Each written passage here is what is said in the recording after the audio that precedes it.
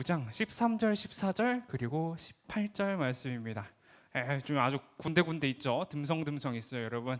열왕기상 19장 한번 펼쳐 볼게요. 벌써 펼쳤어요. 아주 좋습니다. 아주 빨라요. 열왕기상 19장 한번 펼쳐 봅시다. 성경책이 없는 친구들은 손을 들어주세요. 선생님들이 성경책을 갖다 줄 거예요.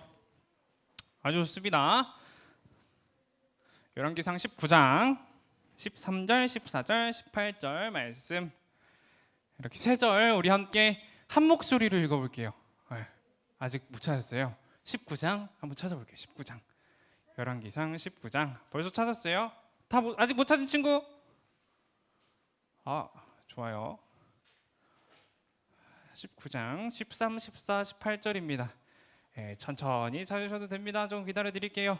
한 10초 정도 줄게요. 10, 9, 8, 7. 다 찾은 것 같아요. 그럼 우리 한 목소리로 읽어보도록 하겠습니다. 시작. 엘리야가 그 소리를 듣고 겉옷으로 얼굴을 가렸습니다. 그리고 밖으로 나가서 동굴 입구에 섰습니다. 그때 어떤 소리가 들려왔습니다. 엘리야여, 어찌하여 여기 있느냐? 엘리야가 대답했습니다. 만군의 하나님 여호와여, 저는 언제나 제 힘을 다해 주님을 섬겼습니다. 그러나 이스라엘 백성은 주님과 맺은 언약을 어겼습니다. 그들은 주님의 제단을 부수고 주님의 예언자들을 칼로 죽였습니다. 살아남은 예언자는 저밖에 없습니다. 그런데 지금 그들은 저까지 죽이려 합니다. 또한 내가 이스라엘에 7,000명을 남겨두었는데 그들은 한 번도 바알에게 절한 적이 없고 바알의 우상에게 입을 맞춘 적이 없는 사람들이다. 아멘. 네, 여러분 설 명절 잘 보내고 왔어요? 왜 아니에요? 아팠어요? 세상에. 맛있는 거 많이 먹고 왔나요? 세배는 많이 했어요? 원래 세배하는 맛으로 가는 건데 설명절. 세배하는 맛으로 가는 건데. 저도 세배하고 왔습니다, 여러분. 세배하고 왔어요. 여러분이 먹은 설 음식 중에, 올 설에 먹은 음식 중에 뭐가 제일 맛있었어요? 먹은 게 없다고요? 왜요? 저도 전 안 먹은 건 조금 아쉬워요. 여러분 혹시 자신 있게 말할 수 있는 친구? 좋아요. 죽, 라면, 전이랑 새우. 새우가 혹시 대하 말하는 건가요? 소금구이예요? 아니에요? 알겠습니다. 소금구이 좋아하는데. 저는 이걸 먹었습니다. 저희 어머니께서 육개장이에요. 육개장. 그래요? 오른쪽은 갈비입니다. 갈비. 오랜만에 그 아들 형이랑 같이 갔거든요. 오랜만에 아들 둘이 왔다고 아주 그냥 상다리가 휘어지게 차려주셨어요. 제가 집 내려가기 전부터 사실 갈비 갈비 하면서 노래를 불렀거든요. 부모님과 통화하면서 이번 설에는 갈비가 먹고 싶어요 어머니, 이번 설에는 갈비가 꼭 있었으면 좋겠네요 어머니, 이러면서 꼭 이렇게 노래를 불렀는데 집에 딱 내려갔어요. 내려가 보니까 갈비가 없는 거예요. 냄비를 봐도 없고요, 육개장만 한 솥 끓여져 있고요, 냉장고를 뒤져봐도 갈비가 없는 거예요. 보이지가 않았습니다. 그때 얼마나 실망했는지 몰라요. 그래서 내가 그렇게 노래하면서 갈비를 달라고, 갈비를 좀 해달라고 그렇게 노래를 불렀는데 없는 모습을 보고 얼마나 실망했는지 모릅니다. 그런데 김치냉장고에 있었더라고요. 김치냉장고를 안 봤는데 김치냉장고에 있었더라고요. 그래서 밥 먹을 때 맛있게 갈비를 뜯은 기억이 있습니다. 이렇듯 우리는 이렇듯 살면서 우리가 누군가에게 실망하거나 또는 하나님께 실망하는 때가 있습니다. 시험 점수가 안 나와서, 부모님이나 친구랑 다퉈서, 돈이 없어서, 내가 하고 싶은 일이 잘 안 돼서 하나님 앞에 원망이나 불평을 늘어놓은 적이 있으신가요, 여러분? 없어요. 아주 좋습니다. 없어요. 없나 봐요. 제 주변 사람 중에 한 명이 이런 친구가 있어요. 저랑 정말 가까운 친구인데 심지어 함께 살기도 했었습니다. 그런데 이 친구가 하나님을 참 원망을 많이 했습니다. 수능을 잘 못 봐서, 가고 싶은 대학에 진학하지 못해서, 가고 싶은 직장에 취업하지 못해서, 그리고 교회가 너무 멀어서 아침 일찍 일어나야 된다고 너무 멀다고 불평하던 친구가 있었습니다. 불평하고 원망하던 모습을 조금 자주 보여줬었죠. 그 친구처럼, 그 녀석처럼 우리도 이렇게 살아가는 동안에 하나님을 원망하고 불평하며 살아갈지도 모릅니다. 그리고 오늘 우리가 이야기할 사람이 누구죠? 엘리야, 그렇죠? 엘리야에 대해서 얘기를 할 건데, 이 엘리야도 오늘 원망을 하고 있어요. 불평을 하고 있어요. 우리 한번 이야기를 들어보도록 하겠습니다. 자, 저번 주에 무슨 일이 있었죠? 엘리야가 무슨 일을 했어요? 맞아요. 몇 대 몇으로 싸워서 이겼어요? 400? 맞아, 450명이랑 바알 선지자 450명이랑 그다음에 엘리야 혼자서 무슨 대결을 펼쳤어요? 제사 대결. 누구네 신이 불을 더 잘 내려주나, 누가 참신인가, 이렇게 결투를 벌였습니다. 그리고 승리를 누가 했죠? 맞아요, 엘리야가 했어요. 엘리야는 이제 뭐예요? 승리한 이스라엘의 대스타예요. 이스라엘 백성 모두 앞에서 이제 승리했기 때문에 엘리야는 스타입니다. 스타. 참신이 누구인지 알려준 이스라엘의 진정한 선지자고 진짜 신인 하나님의 예언자였어요. 그런데 오늘 4절 말씀을 한번 읽어볼게요. 4절 말씀 제가 읽어드리겠습니다. 여러분이 저 다운표 있는 부분만 읽어주시면 돼요.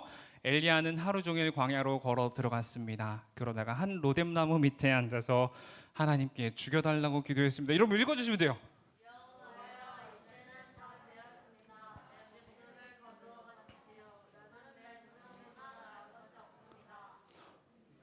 왜 이상한 말을 하죠? 이스라엘의 대스타, 하나님의 유일한 예언자, 선지자인 이 엘리야가 갑자기 죽여달라고 말을 합니다. 차라리 죽여주세요 하나님, 나 더는 못하겠어요. 이렇게 고백을 해요. 무슨 일일까요? 여러분 모르겠죠? 우리 함께 그 승리하던 그 장면으로 다시 돌아가 볼게요. 자, 엘리야가 승리를 했고요.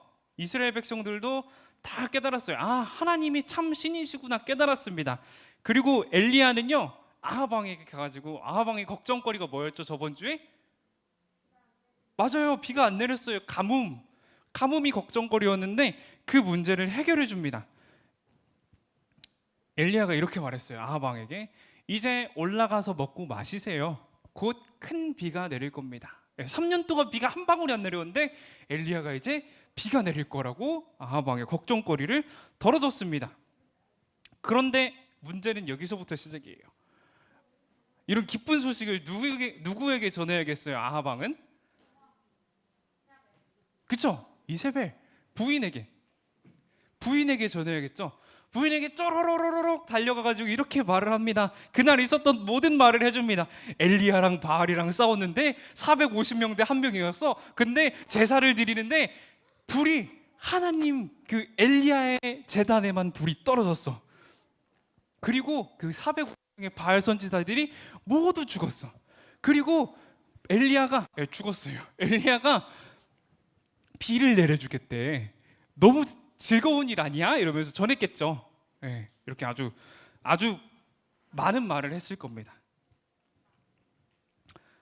그런 말을 했을지도 몰라요. 아합 왕이 신나가지고 막 하나님이 진짜 신인지도 몰라, 우리 하나님 믿어볼까, 이런 말을 했을지도 몰라요. 추측입니다, 그냥. 그 사건을 전해들은 이세벨은 어땠을까요? 단단히 화가 났습니다. 머리 끝까지 화가 나가지고, 와, 하나님이 진짜 참 신이시구나, 이런 반응을 한 게 아니라, 그 자식 데려와, 엘리야 그 자식 데려와, 내가 걔 죽여버릴 거야, 이러는 거예요. 이렇게 말을 합니다. 내일 이맘때까지 너를 죽이고 말겠다. 내가 그 예언자들을 죽였듯이 나도 너를 죽이겠다. 내가 너를 죽이지 못한다면 신들이 나에게 무서운 벌을 내려도 좋다. 이렇게 말을 합니다. 왜 흔히 그런 말 하죠?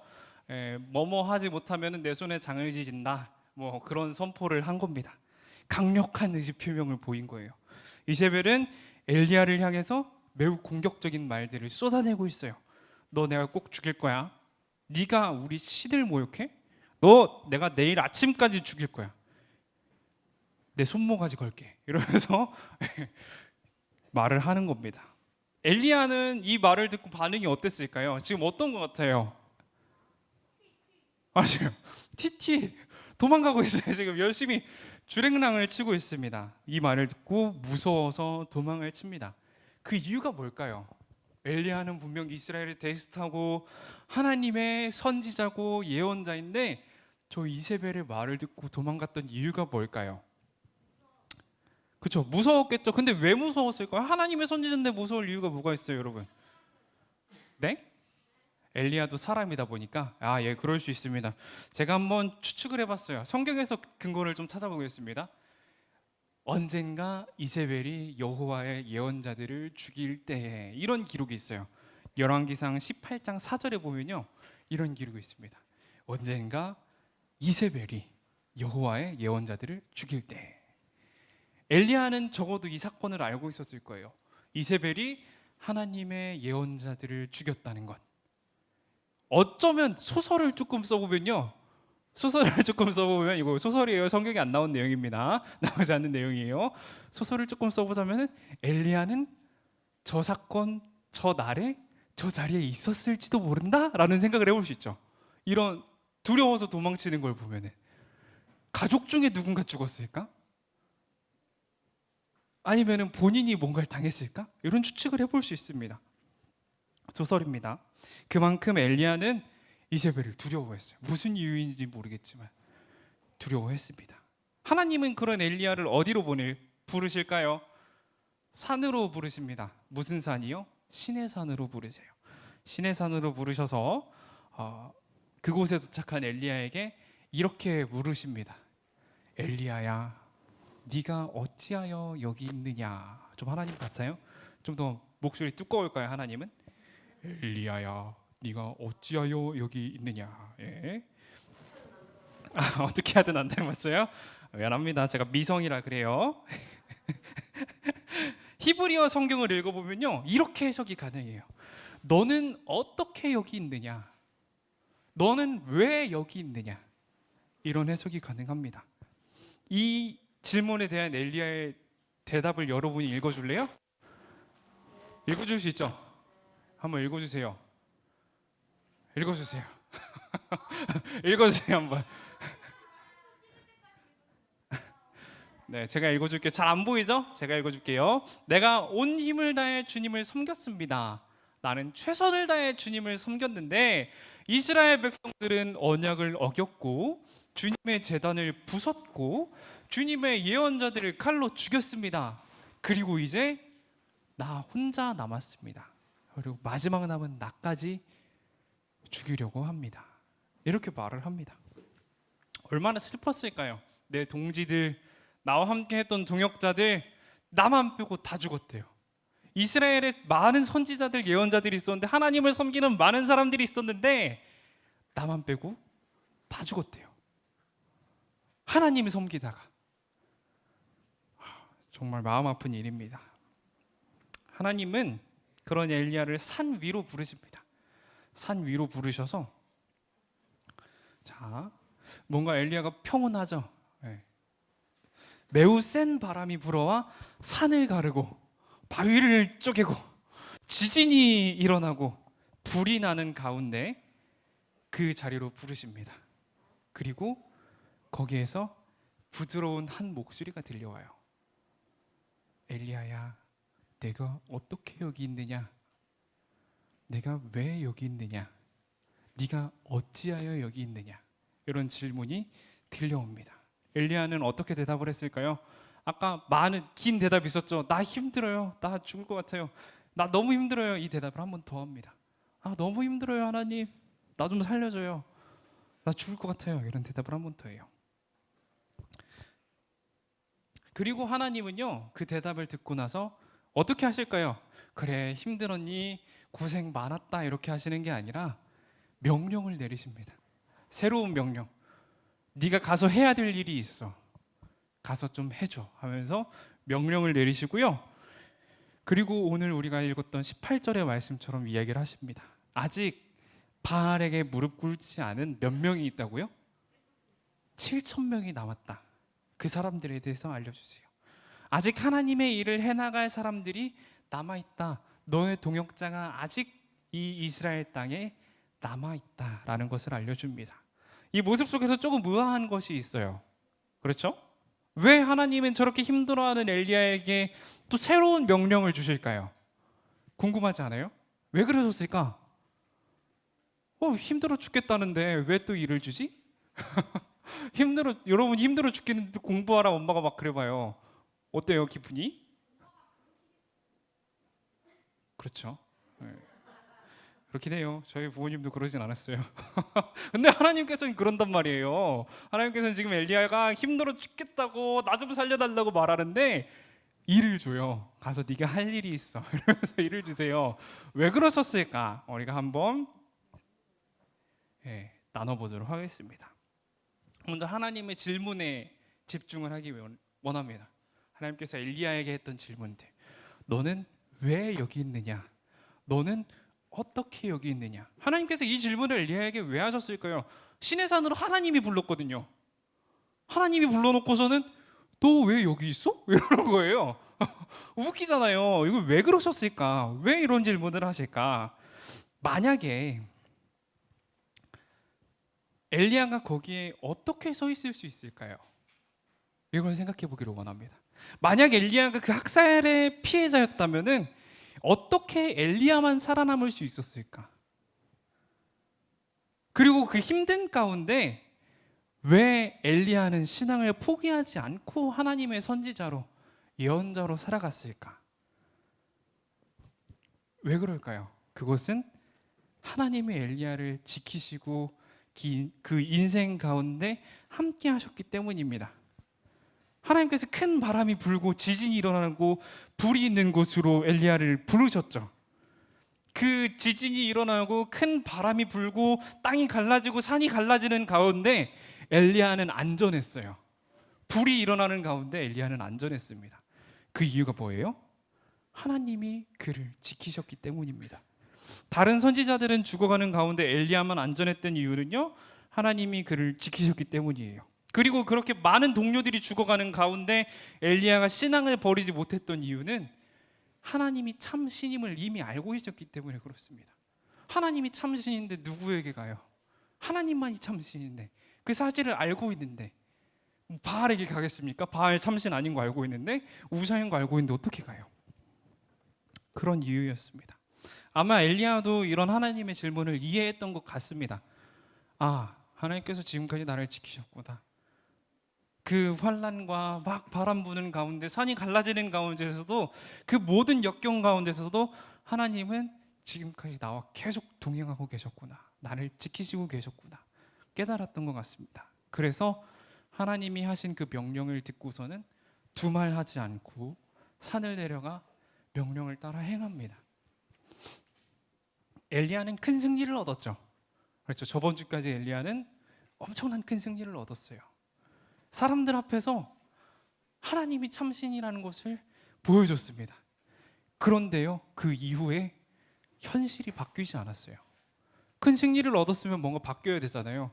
나는 이제 죽을 위기에서 벗어나고 이세벨도 이제 하나님 믿고 아하방도 이제 하나님께 돌아와야 되는데 현실은 바뀌잖아요. 이세벨이 갑자기 날 죽이겠대요. 내가 가뭄도 멈춰줬는데 현실은 바뀌지 않았습니다. 나는 하나님을 전하고 하나님은 그 복음 가운데에서 너무나도 큰 승리를 보여주셨지만 현실이 바뀌지 않을 때가 있어요. 나는 계속해서 죽을 위기 속에 있고 왕은 계속해서 나를 죽이려고 합니다. 그 가운데 엘리야는 크게 실망했던 것 같습니다. 우리 삶 속에서도 이런 큰 실망을 느낄지도 모릅니다. 나는 정말 열심히 모든 일을 감당하고 잘 마쳤는데 그 보상이 보이지가 않아요. 나는 진짜 열심히 공부했고 기도로 시험을 준비했는데 시험이 망쳐버렸네. 처참합니다. 네. 공부를 안 했을 때보다 더 안 나올 때가 있어요. 그런 때 우리는 오늘 엘리야와 같이 실망하고 원망하게 됩니다. 그런데 그때 하나님은 우리를 위로해 주신다는 거예요. 엘리야를 불러 지금까지 하나님이 하신 일이 무엇인지 다시 돌아보게 하신 것처럼 그 실망과 원망을 품고 계속해서 하나님을 붙드는 여러분이 되기를 축복합니다. 마지막으로 이제 제 대학교 때 이야기를 하고 마치도록 하겠습니다. 예, 제 이야기를 푸는 게 흔치 않아요, 여러분. 예, 반응 잘해 주셔야 돼요, 여러분. 제가 대학교를 다닐 때 진짜 힘든 때가 있었어요. 너무나 마음이 어렵고 몸도 힘든 때가 있었습니다. 20살 때부터 이제 용돈을 벌기 위해서 노력을 했는데요. 다른 친구들은 주말에 놀러 갈 때 저는 주말에 못 놀러 가는 거예요. 20살이잖아요. 20살인데 다른 친구들은 막 그 동아리 하는 사람들끼리 아니면은 친한 친구들끼리 놀러 갑니다. 뭐 한강공원을 갔다 왔대요. 여의도 공원을 갔다 왔대요. 부럽더라고요. 저는 여의도 공원 아직도 한 번도 못 가봤습니다. 경복궁을 갔다 왔대요. 제 평생에 경복궁은 한 번도 가본 적이 없어요. 예, 그렇게 저는 쉬지 못하고 주말에 놀지 못하고 그렇다고 과제를 하는 것도 아니고 공부를 하는 것도 아닌 그런 삶을 살았습니다. 이게 핑계일지는 모르겠지만 그래서 제 성적이 별로 좋진 않아요. 대학 성적이 1, 2학년 때 성적이 그렇게 좋지는 않습니다. 그런데 그렇게 한 해를 보내고 2학년 2학기가 됐는데요. 첫 1학년 그 기간 동안은 좀 살만했어요. 그래도 버틸만 했어요. 아, 그래도 대학에 왔으니까 평일날에 그래도 친구들을 보니까 괜찮았습니다. 2학년 2학기가 되었던 어느 날에 그 일들이 너무 부담이 되는 거예요. 제가 나가서 주말마다 하는 그 일들이 너무나 부담이 되는 거예요. 막 힘듦으로 다가왔습니다. 나가기 싫고 버스를 타고 이동을 했거든요. 그런 생각도 했었어요. 아, 이 버스는 안 뒤집히나? 운전기사님이 운전을 조금만 실수해 주시면 안 되나? 한 3달쯤 병원에 누워 있고 싶다. 뭐 이런 생각을 했었는데, 그리고 이제 힘드니까 친구들이 있잖아요. 친구들에게 막 털어놨습니다. 나 이것 때문에 힘들다. 나는 저것 때문에 힘들다. 왜 이러는지 모르겠다. 막 이렇게 불평과 불만들을 막 털어놨습니다. 근데요, 풀릴 것 같죠? 그 순간에는 이제 살짝 마음이 풀어지는 것 같아요. 아, 그래, 괜찮아. 근데 그 다음 날이 되면 또 차올라요. 그 불만과 불평들이 또 차오르는 거예요. 잠깐 풀릴 것 같은데 풀리지 않고 계속 차오르던 그런 경험이 있습니다. 그렇게 우울하며 살아가는데 어느 때 말씀을 읽으면서 기도를 했습니다. 그런데 오늘 우리가 함께 나눈 이 말씀이 저에게 얼마나 위로가 됐는지 몰라요. 엘리야도 힘들구나. 나만 힘든 게 아니구나. 예, 그런 걸 깨달았습니다. 저런 위대한 선지자도 나와 같은 생각을 하는구나. 하나님은 그런 엘리야를 돌보셨구나. 그리고 나도 돌보시고 계시는구나. 이런 생각이 드니까 얼마나 마음이 편해졌는지 모릅니다. 재밌었죠, 여러분? 재미없었다면 미안해요. 이렇게 우리는 실망하고 부담되고 어려운 일들 가운데서 살아갈 때가 있습니다. 그런 순간들이 있어요. 그때 우리는 이 질문들을 기억하기를 원해요. 우리는 왜 여기 있나? 우리는 어떻게 여기까지 왔나? 우리가 누구의 도움으로 여기까지 왔나? 그런 순간에도 기도하고 하나님을 만나는 것을 멈추지 마시기를 바랍니다. 사람에게 위로를 받을 수는 있어요. 사람에게 찾아가서 내 힘든 것들 털어놓고 내 불평들을 털어놓으면요, 잠깐 그 순간만큼은 위로받는 것처럼 느껴집니다. 하지만 그 짧은 위로를 가지고 우리가 평생을 살아갈 수는 없어요. 그렇게 힘들 때, 어려운 순간에, 고난의 때에 하나님을 바라보며 하나님께 기도함으로 여러분의 생활을 이어가는 우리 친구들이 되기를 축복합니다.